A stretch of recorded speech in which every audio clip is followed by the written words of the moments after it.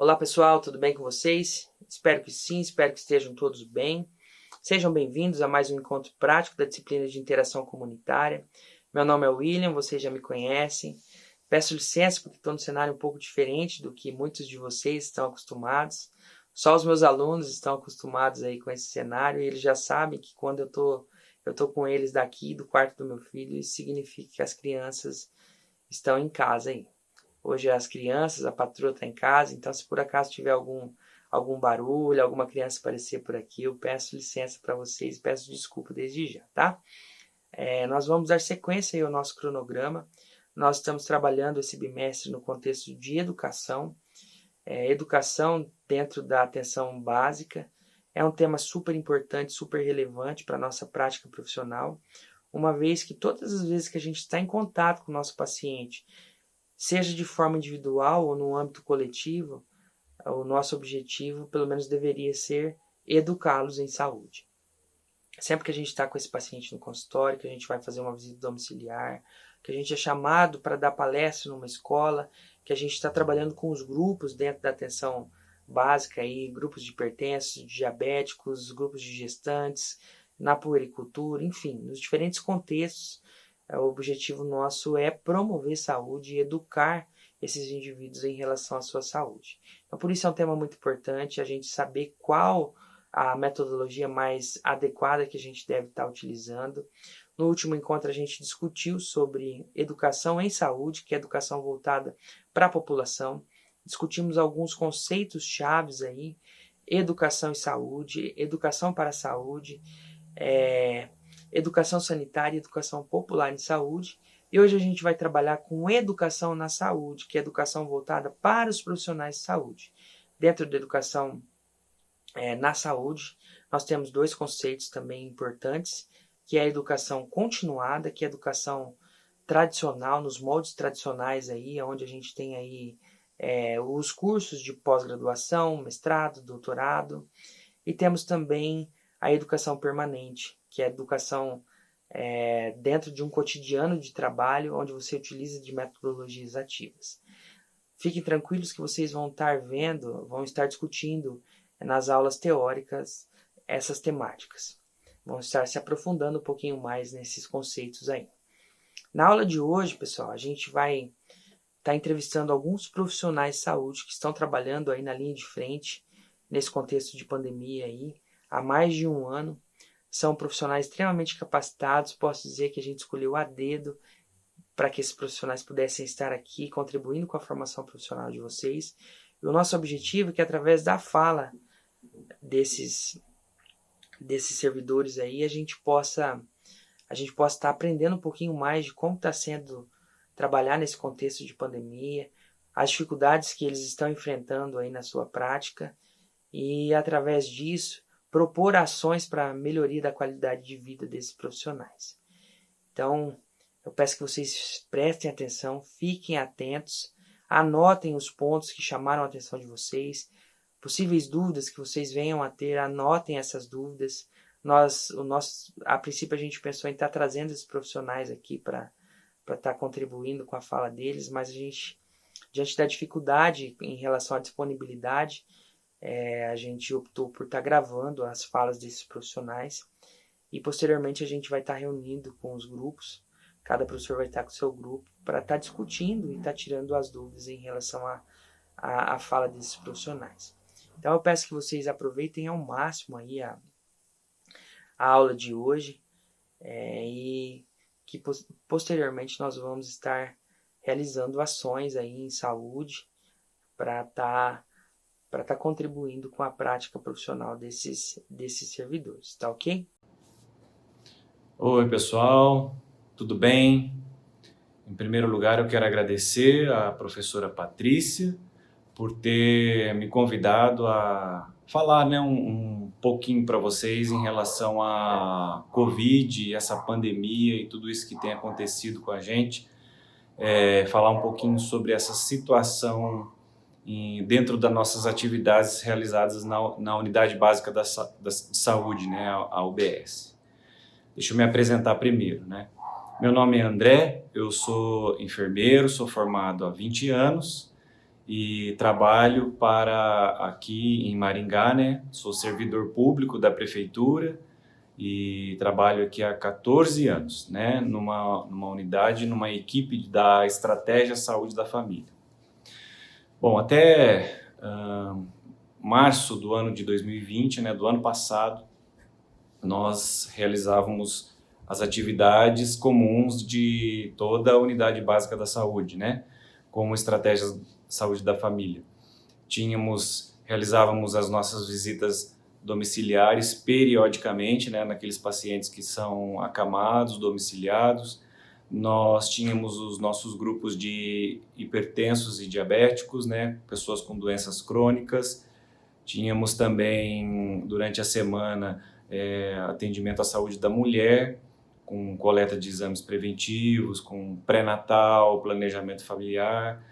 Também a saúde da criança, né, com acompanhamento do crescimento, do desenvolvimento na puericultura. Grupo de saúde mental para as pessoas que precisavam desse tipo de atendimento.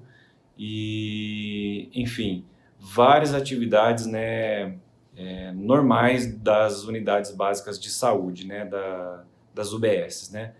Trabalhamos daqui, né, na unidade onde eu estou, né, nós trabalhamos com 3 equipes de saúde da família, além dos funcionários, como a unidade é grande, além dos funcionários assistenciais, né, um clínico geral, o pediatra, ginecologista, além da atividade também da odontologia, da clínica odontológica, né, sala de vacina. Tem o pessoal também da limpeza da unidade, o pessoal administrativo, da farmácia. Então, é uma unidade bem grande, com muitos funcionários, né? Então, chegou a pandemia, né? No mês de março do ano passado, foi um mês muito marcante, porque a gente deixou de ser unidade básica de saúde num dia e se tornou uma UPA no dia seguinte, né? Então, e de lá para cá, muitas coisas têm acontecido, assim, de um dia para o outro, né? Com tudo que tem acontecido, e nós achávamos que o ano de 2021 as coisas estariam melhores, né, que estariam mais tranquilas, mas não foi tão bem assim, né? Piorou bastante em relação à pandemia do Covid. 5 unidades de saúde de Maringá se tornaram UPA, além da UPA Zona Norte e da UPA Zona Sul. E no começo, apenas a UPA Zona Norte, aqui em Maringá, estava atendendo os pacientes com sintomas respiratórios, né, suspeitas de Covid, e essas outras 5 unidades de saúde foram transformadas em UPA para atendimento de clínica geral. Os meses foram se passando e a unidade que eu trabalho foi a que menos tempo ficou como UPA, né? Nós trabalhamos lá, foram 80 dias como UPA, e nesse período, né, nós trabalhamos 24 horas, alguns funcionários ficaram lá trabalhando na UPA, como eu, como a médica da minha equipe, a auxiliar de enfermagem da minha equipe de saúde da família, e os outros foram lotados em outros locais, né? As ACS foram para uma outra unidade básica de saúde, as outras equipes também, né? Aqueles que não ficaram como UPA também foram para outros locais, né? Passou esse período, então, nós voltamos para a UBS, né? Começamos a trabalhar ali, mas já com algumas limitações nos atendimentos. Por exemplo, nós não estávamos agendando consultas como nós fazíamos anteriormente, né? Uma maneira para que não houvesse aglomeração. E continuávamos nós fazendo as visitas domiciliares, no entanto, com algumas limitações. Por exemplo, quando nós íamos até a residência, né? Hoje também está sendo assim, né? Quando nós vamos até a residência daquela pessoa que é acamada e nós conversamos com os familiares ali no portão e a pessoa está tudo bem, ela não teve, está tudo sob controle, né? Está mantendo a sua saúde, não tem nenhuma dúvida, nós fornecemos a receita médica com a prescrição dos medicamentos que ele usa, e não entramos na residência como uma maneira de preservar a saúde da família, que não coloquemos em risco ninguém em relação ao Covid, né? No entanto, se a gente vai até uma residência, existe qualquer dúvida, né, qualquer queixa por parte daquele usuário, aí sim nós precisamos entrar, realizar a consulta médica, a consulta de enfermagem e a avaliação, né? as agentes comunitárias de saúde, elas também têm o seu trabalho bastante limitado para que elas também não corram o risco, né, de contaminar a doença. No entanto, elas têm ido sim à área porque algumas situações elas são emergenciais, não tem como elas não irem. Mas a gente pede para que elas atendam, para que elas fiquem do lado de fora da residência, conversando com o morador dentro da residência à distância.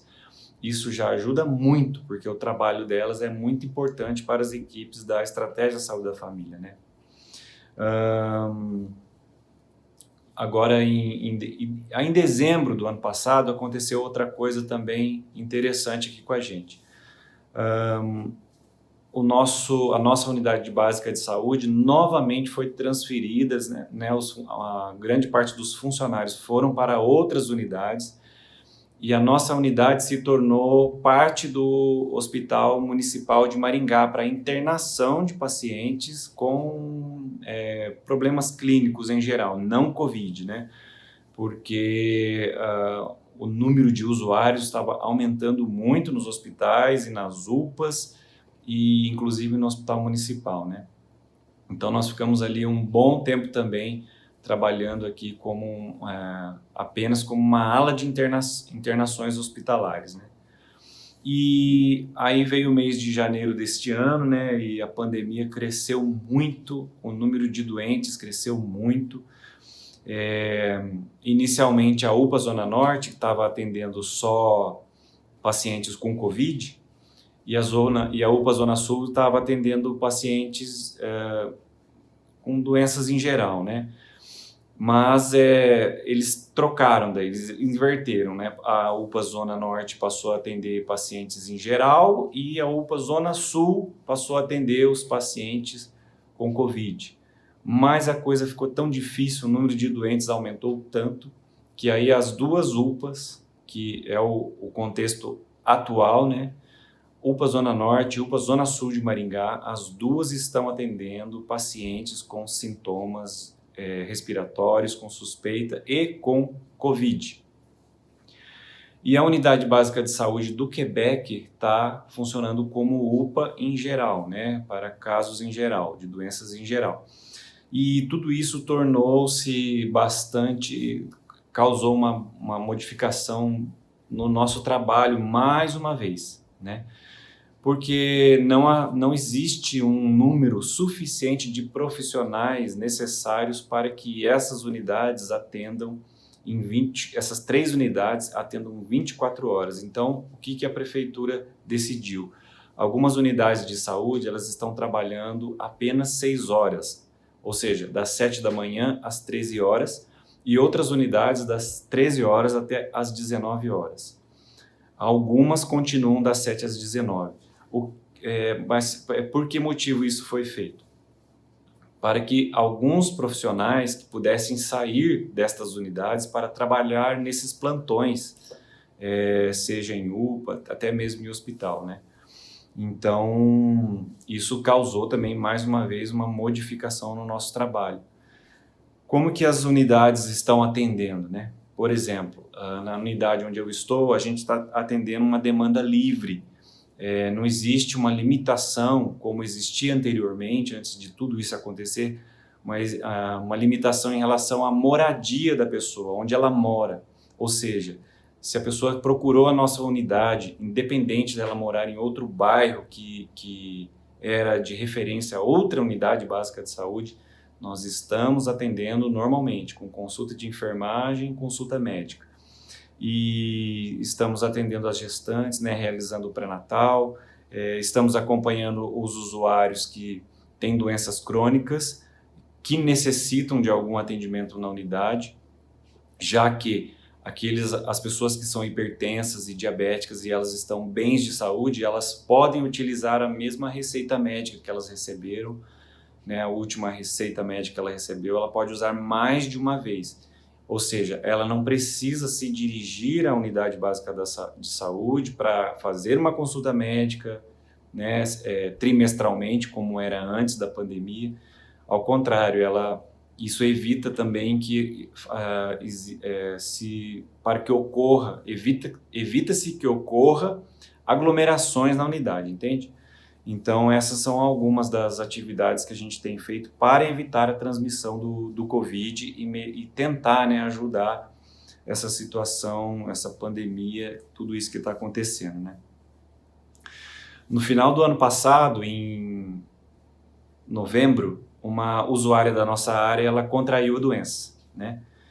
E em dezembro ela internou e foi transferida, né, para o Hospital Universitário de Maringá, e lá ela ficou 40 dias internada, até janeiro deste ano, sendo 25 dias na UTI.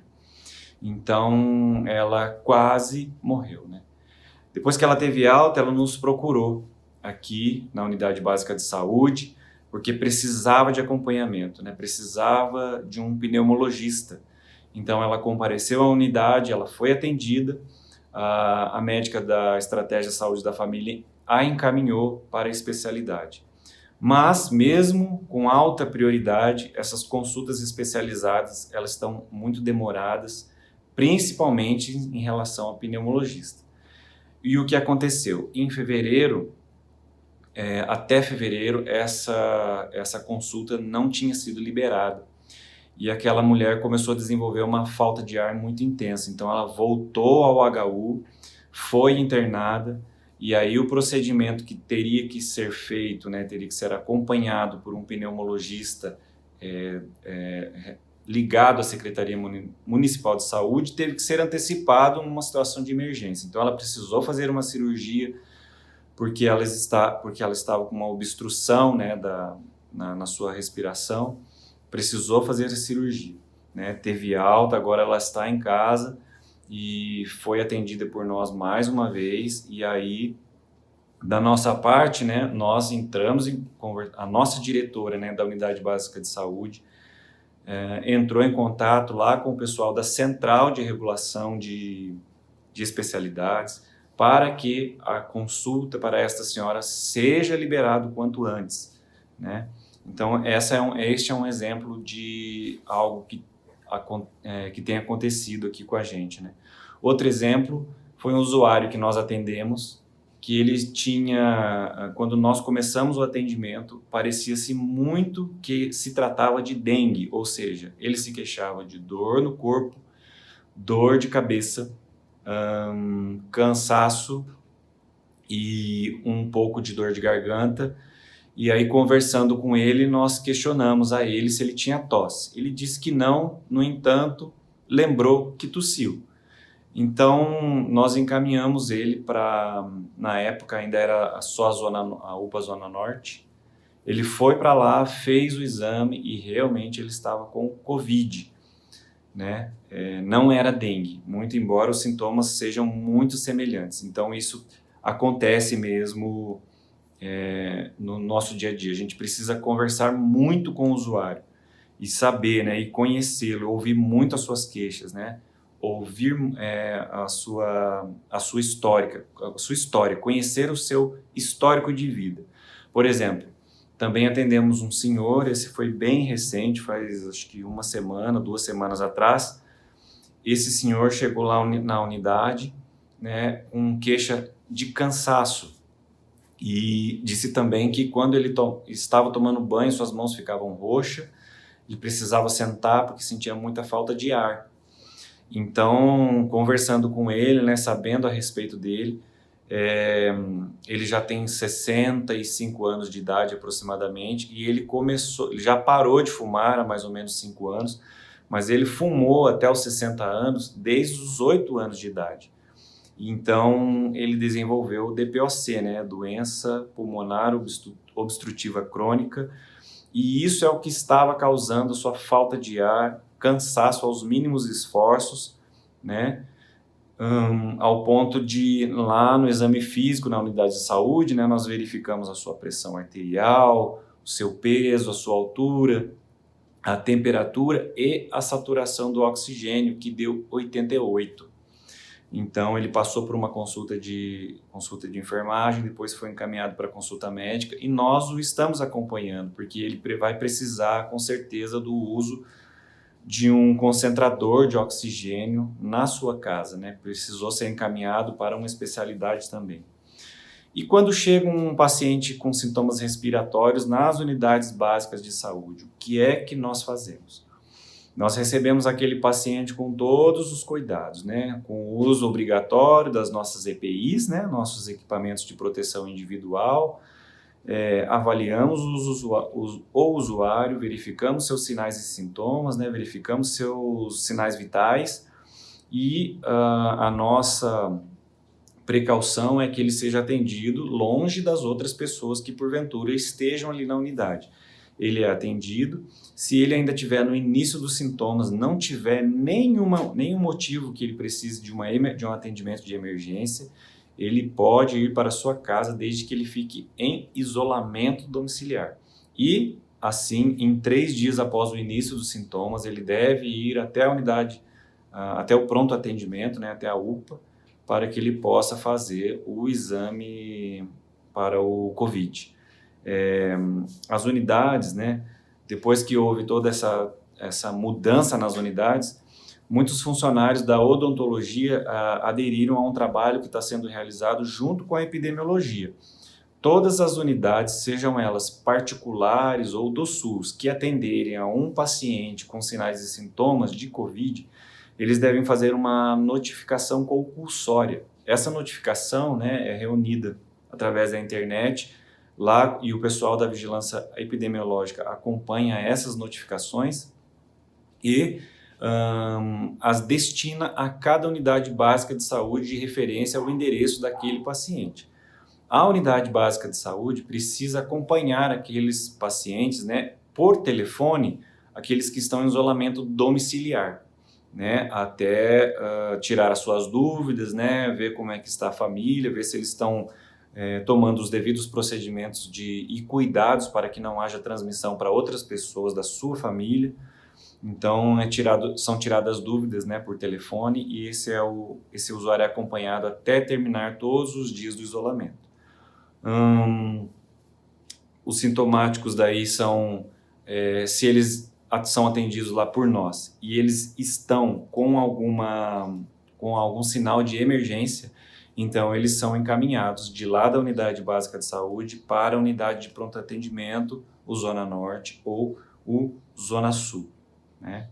Enquanto isso, a unidade observa-se que ela mudou bastante, né, de como ela era há 1 ano atrás, antes dessa pandemia, né? Existiram muitas mudanças. E uma das coisas, agora no momento também que a gente tem feito, é a vacinação contra o Covid. Percebemos que o Brasil, né, como um todo, iniciou essa vacinação muito tardiamente, por uma série de motivos políticos e presidenciais e de ministério, né? Enfim, mas a vacinação tem acontecido aqui na cidade. Então, quando nós temos essa vacina em mãos, muita gente tem trabalhado, né, tanto nas unidades básicas de saúde, quanto até mesmo em drive-thru, preferencialmente lá no Teatro Calil Haddad, como também em algumas unidades de saúde, como aconteceu aqui com a nossa, né? Tem sido uma experiência árdua, de bastante trabalho, por outro lado, muito boa também, porque nós temos visto pessoas emocionadas e muito contentes por estar recebendo aquela vacina. Então, a gente se alegra muito também por participar desse momento, né, de combate a essa pandemia que tem trazido tantas mortes, tanta tristeza e tanta dor, não só para o brasileiro, mas também a toda a população de todo o nosso mundo, não é verdade? Então, gente, espero ter ajudado um pouco, né, com essa história, né, com tudo isso que eu contei para vocês, e desejo a todos que tenham uma boa saúde, né, e que todos fiquem livres do Covid, certo? Um abraço a todos e até mais. Olá pessoal, tudo bem? Meu nome é Marcelo, eu sou enfermeiro, trabalho na prefeitura há 8 anos. Fiquei um tempo no SAMU, aproximadamente uns 4, 5 anos, saí, fui para um outro tipo de serviço e hoje estou retornando no SAMU. Eu fui convidado pelo secretário de Saúde a trabalhar por conta da pandemia e eu estou aqui para falar um pouquinho de vocês, como que é o atendimento do SAMU, né, em meio de uma pandemia. Muito bem, Marcelo, muito obrigada pela sua participação. Conta um pouquinho para a gente, então, se houve alguma reestruturação do serviço do SAMU para o atendimento da pandemia. Então, o nosso atendimento ele é pré-hospitalar, na verdade, é o único atendimento que a gente pensa em todos os pontos de atenção, o único atendimento móvel que existe, público, a gente tem o SAMU. Então, é ele que vai perpassar todos os pontos de atenção para transferir esse paciente. Tá? Vou dar um exemplo para vocês. Um paciente, por exemplo, na UPA, que naquele momento ele precisa ser transferido para uma UTI, quem faz a transferência desse paciente que está grave na UPA é o SAMU. Né? Isso nunca mudou. Quando veio a pandemia, aconteceu a mesma coisa. A gente só teve que reestruturar a equipe em relação a alguns cuidados com as ambulâncias, a higienização dessas ambulâncias, a paramentação, né, em relação ao paciente do Covid, mas a transferência e a intervenção, elas continuaram as mesmas. Porque a gente percebeu que houve uma demanda muito grande, né, com o Covid, então as ambulâncias elas saem muito mais para as ocorrências, né, elas quase não param na base onde elas ficam, então a gente percebeu que no Covid houve muito trabalho, foi um trabalho que está sendo muito prazeroso, mas é um trabalho que é muito minucioso e acaba expondo muito em relação à equipe, né, e até mesmo o paciente. E como é que funciona a questão de transferência de um hospital de referência para outro? São vocês que realizam? Exatamente. Existem duas situações hoje no município que tem a Central de Urgência e Emergência, que é a SAMU 192, e a Central de Regulação. Então, vamos imaginar que um paciente esteja cadastrado numa central de regulação, esperando um leito de UTI em algum hospital. E esse paciente, nesse momento, esteja numa UPA. Quem faz a transferência desse paciente? O SAMU. Então, a partir do momento que sai a vaga do paciente para o hospital X, que é a central de regulação, naquele momento conseguiu a vaga, o SAMU vai lá, sabendo que a Covid a gente vai se paramentar, fazer toda a parte do protocolo do paciente, e aí a gente pega esse paciente, por exemplo, da UPA e transfere para o hospital que teve vaga, que foi a central de leitos que arrumou para esse paciente. Então, quem faz essa transferência intra-hospitalar é o SAMU. E até mesmo de ocorrências de intervenção que a gente fala. A gente já teve situações de pacientes em casa passar mal por conta do Covid e a gente fazer essa intervenção em casa e muitas vezes a gente fica procurando qual que é o achado do que esse paciente realmente ele ficou mal e muitas vezes pode ser o Covid. E a gente direciona também esse paciente ou para o hospital, dependendo da gravidade clínica desse paciente, ou para uma UPA, para o atendimento. Teve o aumento do fluxo de demanda? Vocês tiveram dificuldades para conciliar, por exemplo, esse atendimento pré-hospitalar com as transferências, ao aumento dessa demanda pelo Covid? Sim, a gente teve uma demanda bem significativa com o Covid, né? Até porque em muitos momentos que a nossa cidade ela vivenciou alguns momentos de abre e fecha comércio, né? Alguns momentos fecha tudo, abre parcialmente, a gente percebe que no decorrer do abre e fechar, quando está fechado, outras demandas clínicas diminuíram. Por exemplo, os traumas, né? Ou outras situações que envolvia outras partes clínicas que não fosse, por exemplo, o Covid. Mas na contrapartida a gente teve um aumento muito significativo do Covid e aí realmente não posso dizer que sobrecarregou, mas a gente em nenhum momento a gente conseguiu parar as ambulâncias, né? A gente tocou todo o serviço, até porque a gente tem várias ambulâncias aqui em Maringá, mas a gente tem algumas alocadas na 15ª, por exemplo, que uma fica em Colorado, uma fica em Paissandu, Astorga, Mandaguari e Nova Esperança. São 5 ambulâncias que ficam fora, que é atendida pela nossa central de regulação. As demais ambulâncias, que é o suporte avançado, que é o médico e o enfermeiro, todas elas ficam aqui no município de Maringá. Então, qualquer pessoa que precisa de algum leito, que esteja numa cidade que, por exemplo, não é adequado para aquele paciente, então o suporte avançado vai, se for um caso que o paciente não esteja muito bem, e faça a retirada desse paciente, desse atendimento, para um local mais adequado. A central de regulação já teve alguma dificuldade com essa sobrecarga dos leitos para encontrar um leito e encaminhar esse paciente? Aí quando a gente pensa em sobrecarga, a gente pensa que sempre tem, né? A gente sempre teve sobrecarga até de outras situações. Quando veio o Covid, a gente encontrou sim algumas situações de dificuldade no manejo, né, para estar colocando esse paciente no ponto ideal para o atendimento, de acordo com as gravidades clínicas decorrentes do Covid. Foi um pouco mais trabalhoso, mas todos os pacientes foram atendidos na sua integralidade. E como está a questão dos profissionais hoje? Eles estão ansiosos? Eles estão com medo? Né? Alguns já acabaram se contaminando? Como que está essa situação? No começo da pandemia, realmente houve muito receio, né? Porque a ambulância é um local fechado, então a gente coloca o paciente, até mesmo pensando no outro paciente que for vir, que não era um paciente do Covid, por exemplo, que a gente está atendendo tudo ainda, né? A gente não é um serviço que atende exclusivo Covid, a gente atende todas as gravidades clínicas, então a nossa preocupação sempre era, né, preservar a integridade desse paciente. Então, quando eu atendi um paciente de Covid, a gente tinha que higienizar toda essa ambulância para a gente não contaminar o nosso próximo paciente, que poderia ser um paciente que não fosse Covid. No começo, eu acredito que todas as pessoas ficaram receosas, todos os profissionais, de pegar a doença e levar para a família, né? Muitos profissionais ali são pais, mães, né? De família, tem pai e mãe em casa. Então essa foi uma preocupação muito grande no começo.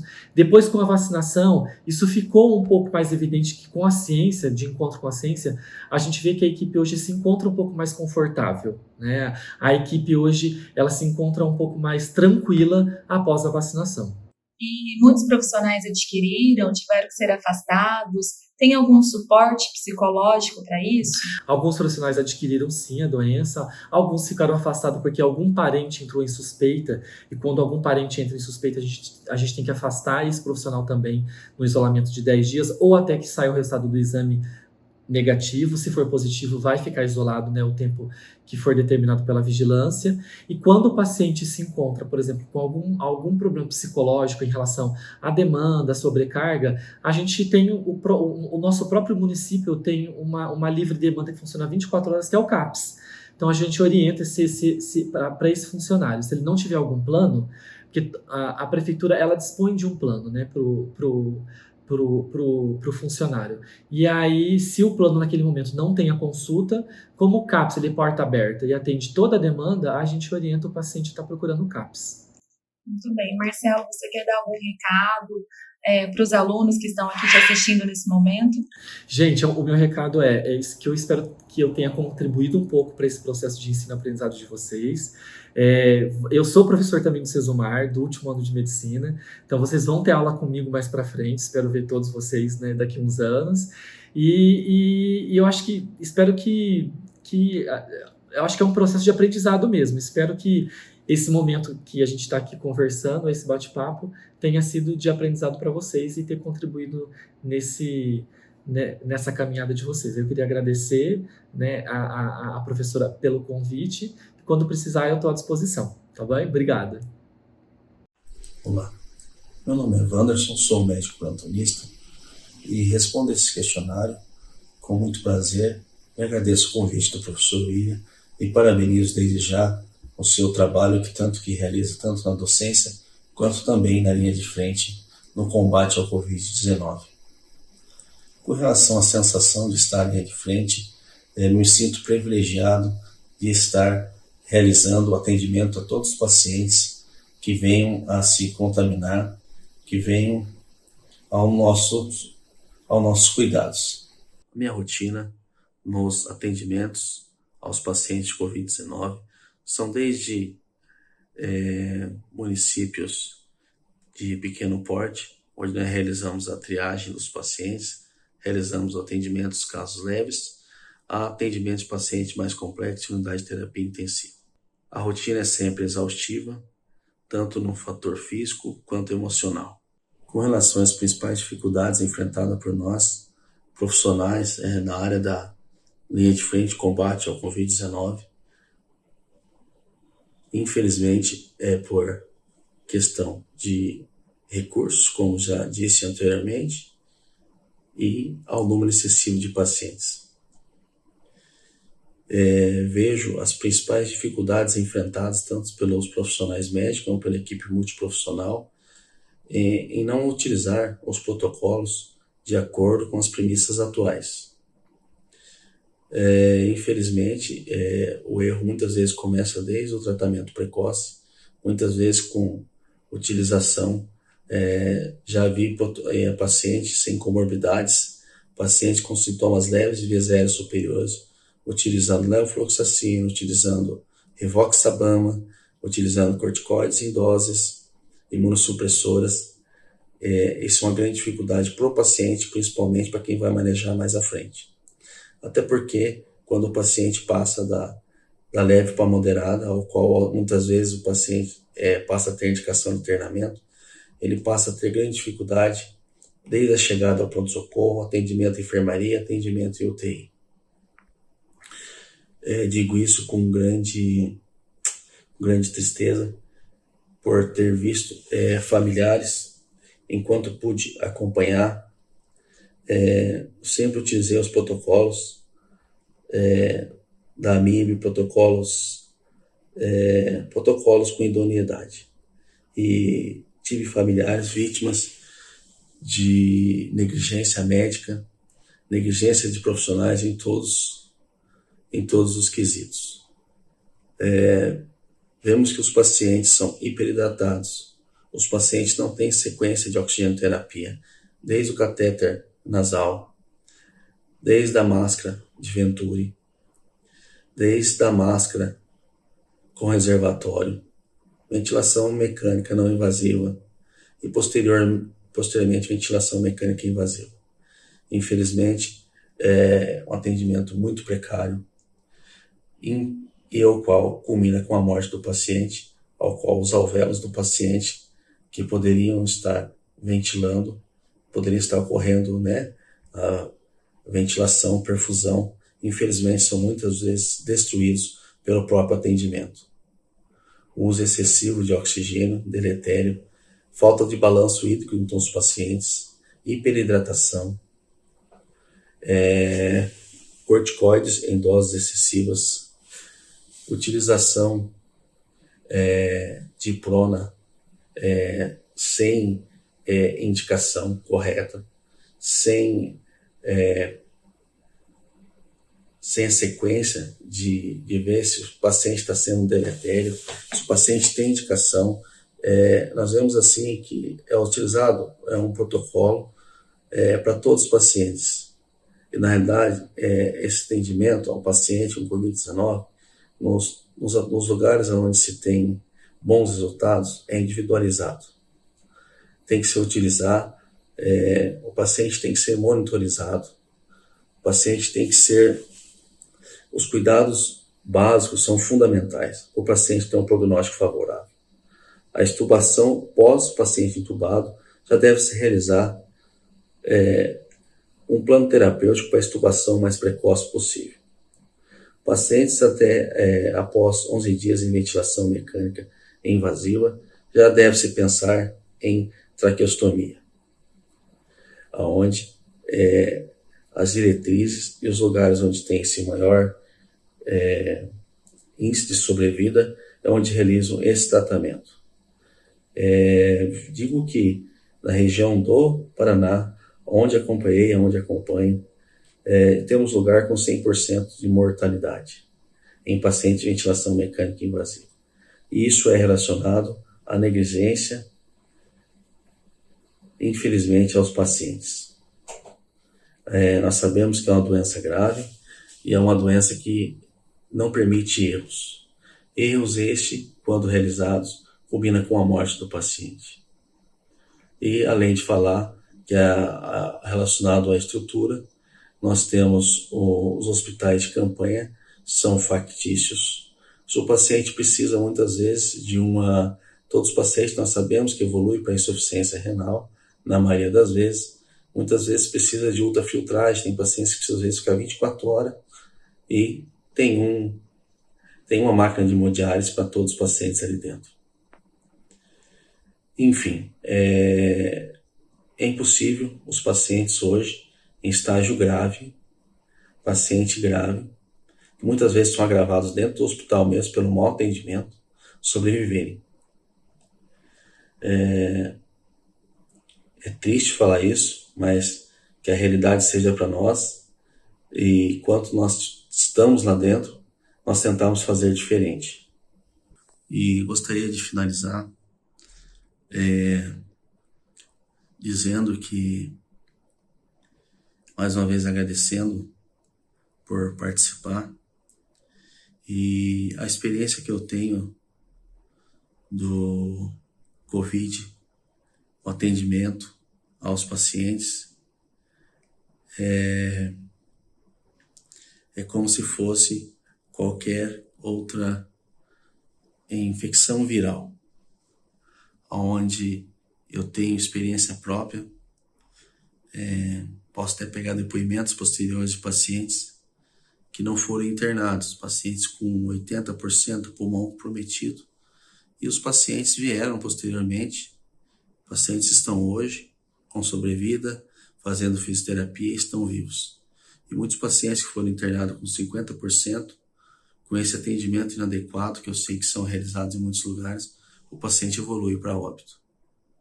Então, que fique a experiência para nós, que nessa doença, ou em qualquer outra que for a ter vir, temos que realizar da melhor forma possível. E o que marca muito infelizmente, as políticas públicas, as políticas são instituídas diante dessa maior pandemia mundial pelo governo nacional. Me coloco à disposição para vocês o que precisarem, e qualquer atendimento que vocês forem fazerem, não pense primeiro em Remdesivir, Talizumab, enfim, pense nos cuidados básicos, no balanço hídrico, não causar a hipervolemia, oxigênio é medicamento, intubação tem que ser realizada de forma correta, ventilação mecânica protetora, posição de prona não é para todos, são para pacientes selecionados, enfim. Os cuidados básicos do básicos que fazem o paciente sobreviver. Um abraço a todos e que Deus abençoe todos vocês na carreira profissional, que tenham sucesso, e me coloco mais uma vez à disposição.